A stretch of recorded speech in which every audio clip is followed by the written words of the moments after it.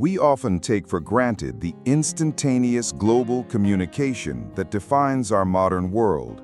A message dispatched from New York reaches Beijing in fractions of a second.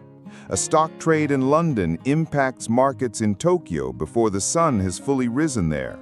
But for most of human history, distance was a tyranny.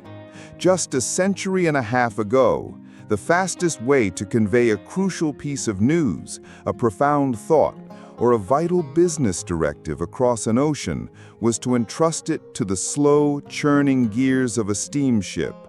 Weeks, often months, would elapse before a reply could even be contemplated.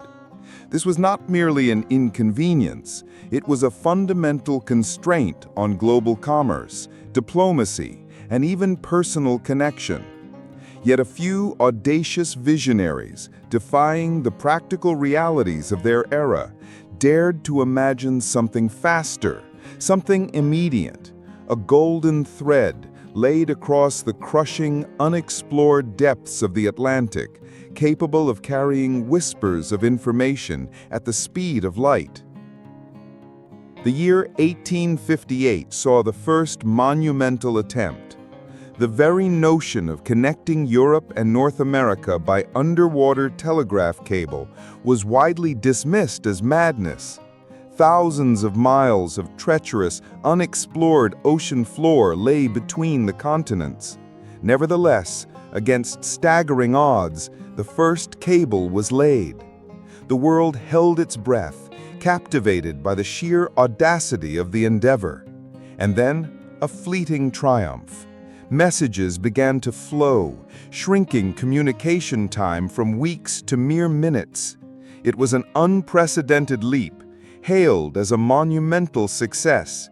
For a brief, glorious moment, the world felt smaller, more intimately connected.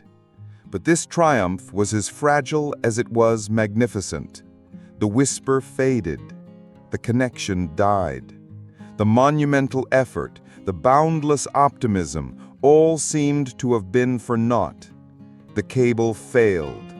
The official story might celebrate the pioneering spirit, but the underlying mechanics revealed a harsh reality. Engineers had pushed the limits, applying excessive voltage, and the insulation, groundbreaking as it was, simply could not withstand the strain. It was a bitter lesson, etched not just in the annals of engineering, but in the very fabric of human ambition. The challenge wasn't just laying a wire, it was understanding the unforgiving physics of deep-sea communication. Most would have surrendered to such a costly public failure, but not these visionaries. For them, failure was not an ending, but a new beginning, a crucial data point in a grand experiment.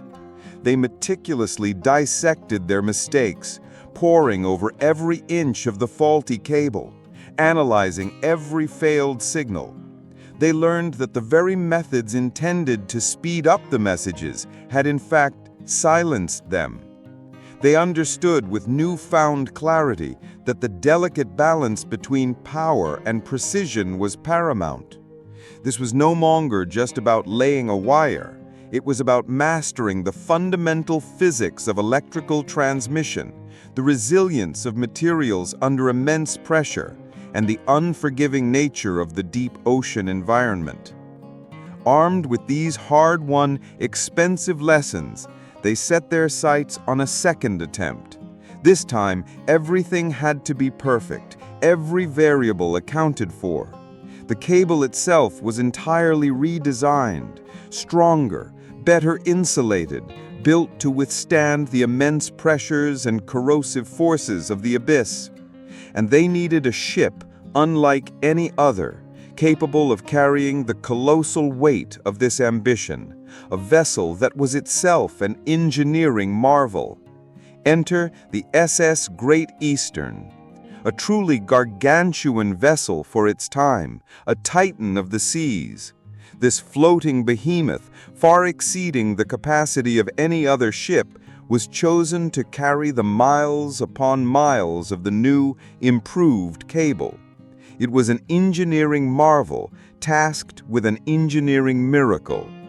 Slowly, painstakingly, the SS Great Eastern began its journey, spooling out the heavy, insulated cable into the dark, cold abyss. Each mile laid was a triumph against the elements, against the very unknown, a testament to meticulous planning and relentless execution. And then, on July 27, 1866, it happened. The cable, stretching from Valencia Island, Ireland, finally made a lasting, robust connection with Heart's Content, Newfoundland. This wasn't just a signal, it was a roar. The connection held, the messages flowed, and they continued to flow day after day, week after week, year after year. This wasn't a fleeting success, it was a permanent bridge across the ocean, a testament to human perseverance and the analytical mastery of profound failure. Imagine a world where news of a major political event or a crucial business deal could now travel in minutes, not weeks. This single monumental achievement utterly revolutionized global commerce, allowing for real-time decisions that reshaped markets and fortunes. It transformed diplomacy, enabling swift communication between nations during times of crisis and peace, fundamentally altering the pace of international relations. It brought distant relatives closer, sharing the everyday news that once seemed impossible to convey across such vast distances. This was more than just a cable.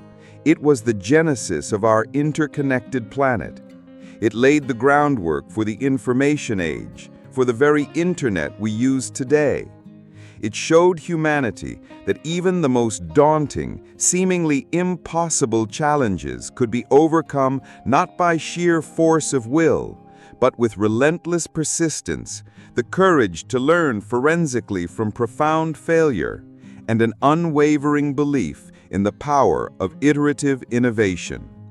The story of the Transatlantic Telegraph Cable is a vibrant reminder that some of humanity's greatest leaps forward begin as a quiet whisper of an idea, nurtured by unwavering vision and rigorous analysis, until they become a thunderous, world-changing roar. Thanks for watching. Like, subscribe, and ring that bell for more history daily.